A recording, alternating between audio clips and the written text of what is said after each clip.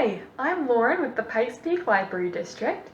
Now November is International Games Week, so for this month we thought it would be fun to make some mini travel-sized games using just Altoid tins. So what we're going to be doing today is modifying an Altoid tin into a little mini games kit. So we'll be learning how to make the little game card, the little game pieces, and decorating our Altoid tin a little bit to make it look better. So we're going to go ahead and get started with this, and before that we'll just go through the list of supplies you'll need.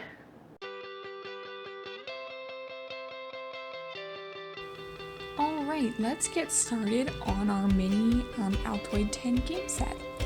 Now what we're going to need for this are just a few supplies, some sort of cardboard or cardstock, and that's going to make a nice sturdy backing for our game sets that we're going to be making.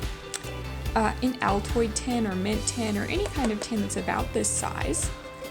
A pen or pencil. A pair of scissors. Some glue. I've got a glue stick and some tacky glue here.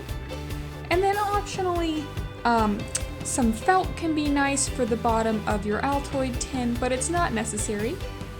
And you're going to need the game board. Now for the game board, there's a couple different things you can do. One thing is you could print out the little printable game boards that we've got in the description from artistshelpingchildren.org, or you could sketch your own on a piece of cardstock or paper that you put onto a cardboard backing. So that's up to you whether you want to print out the game card or whether you just want to go ahead and draw your own, but either way you're going to want to settle on the game you want and get that board drawn up. And then last but not least, you'll need something to be the game pieces. Now if you're using this little printout that we've provided in the description, it has printable game pieces that you can just cut out. Otherwise you might want to draw them, or for example if you're doing something like tic-tac-toe or chess or checkers, you could do little pipe cleaners that you cut into the two different colors, or you could do bits of felt, whatever you think will work best for you. So go ahead and gather those up and then let's get started. Okay, so the first thing we're going to do is we're going to get our game cards ready. So you can decide for yourself if you want to have just one game in there or if you want it to be a couple, like reversible. Whatever you want to do, just go ahead and draw or cut out your game card. If you are printing it, the size we have in there will fit inside an Altoid tin, but depending on what kind of mint tin you're using, you may need to trim it a bit. If you're drawing your own, just make sure that you measure the paper against the tin you're using first, and you can just kind of trace and then make sure that you draw inside the lines, and you'll be just fine. And then I'm going to go ahead and make a reversible one, so I've decided I'm going to do backgammon on the one side, and then I'm going to do tic-tac-toe on the other side. So I'm just going to go ahead and cut out those two game boards. Okay, now that I've got my two game boards cut out, I'm going to glue them onto a piece of cardboard here. And I just went ahead and snipped this down, not to a perfect size, but once I've glued them on the front, I'm going to cut it out and then I'll glue the other piece on the back, since they're the same size. So we're just using a glue stick for this, nothing too fancy.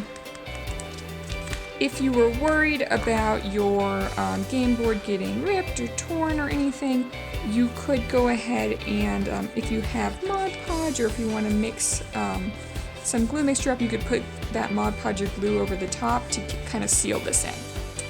So once we've glued down this one side, I'm just going to go ahead and cut this out, and then once it's cut out, I'll glue the other side. So as long as your two game boards are the same size, you don't need to worry about lining them up beforehand because you know it'll work once you've cut out the first one. There we go.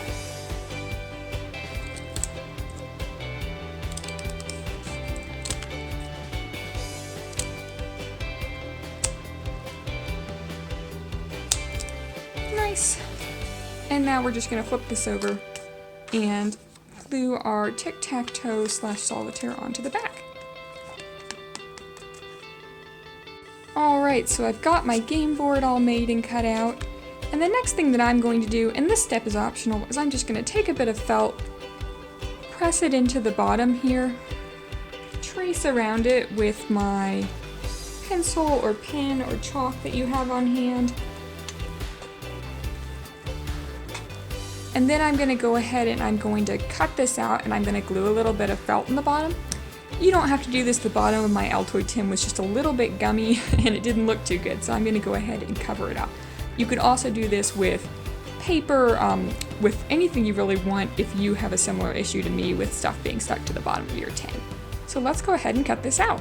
Okay, so now that I've cut out the basic outline, I'm just going to fit it into my tin, trim around the edges until I like the way it looks, and then I'm going to be using tacky glue because I'm doing felt. But if you're doing paper, you can really just stick with the glue stick or whatever else you have. So let's go ahead and glue it in and see how it looks. Beautiful, here we go. So I kind of trimmed around the edges of my felt, and now we've got my lining in the bottom of my tin. Looks good, and we can fit the game card in here so we know we've got a good size. So now the only step that's left really is just to add our game pieces. Let me go ahead and grab my little printout.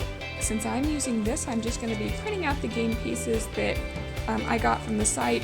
If you don't have that, again, you can just draw them onto a piece of paper or cardstock and cut them out. It's nice if it's two different colored pieces of paper, but you can also just use bright colored pens to get the same effect. So let's go ahead and do that. Okay, so I've got the tic-tac-toe pieces from that printable. So now I'm just going to go ahead and snip them out. Now the thing with paper is that on its own, it's kind of flimsy, right? So what you can do if you have like a magazine paper or cardstock, or if you even want to reuse the cardboard, is you can glue it down onto here with your glue stick and then cut it out, and you'll have a better backing. And to give you an example of that, earlier I was making these little chess pieces, and you can see they're quite small, so what I did was I put them onto that red cardstock backing and cut them out, and that way they're a lot sturdier and I don't have to worry about them bending or getting ripped as much. So we're going to go ahead and glue this down.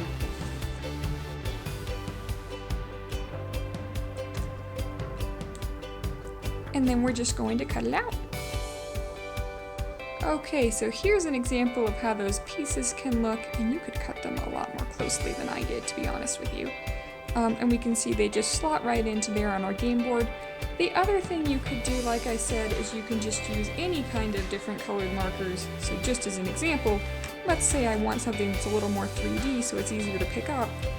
I will just go ahead and cut these little pipe cleaners, and now we can say that, you know, green is X and red is O, and we'll be able to play with something that is a little bit easier to spot and pick up in our tin. And then a final optional thing is if you have a little plastic container, you could definitely just store your game pieces within that. So for example, I had this little teeny tiny plastic container. I have no idea what it was from, but I could really easily just load up all of my game pieces into this, and it actually comes with a little lid here. Pop it in, and suddenly you've got your own little custom set to hold your game pieces. And you could do that with a teeny little Ziploc bag or something like that as well, right? And then when we close it, we have got our portable games, and we can shake it up as much as it might happen, and when you open it, no need to worry, everything is securely stored. So excellent. If you wanted to, you could definitely just go ahead and decorate the outside of this too, with scrapbook paper, with cardstock, with stickers, with anything that you had, if you wanted to make it fancier. I really like how these lighthouses look, and I'm a little bit lazy, so I'm leaving them. But you could definitely class up your mini game set some if you'd like to. Alright, we hope you had fun with this craft today. If you want to share how your Altoid tin or your game boards came out, we would love to see your finished work. And if you want to check out some more videos like this, take a look at our YouTube channel, and we have a couple different playlists for it. Have a great day and happy International Games Week!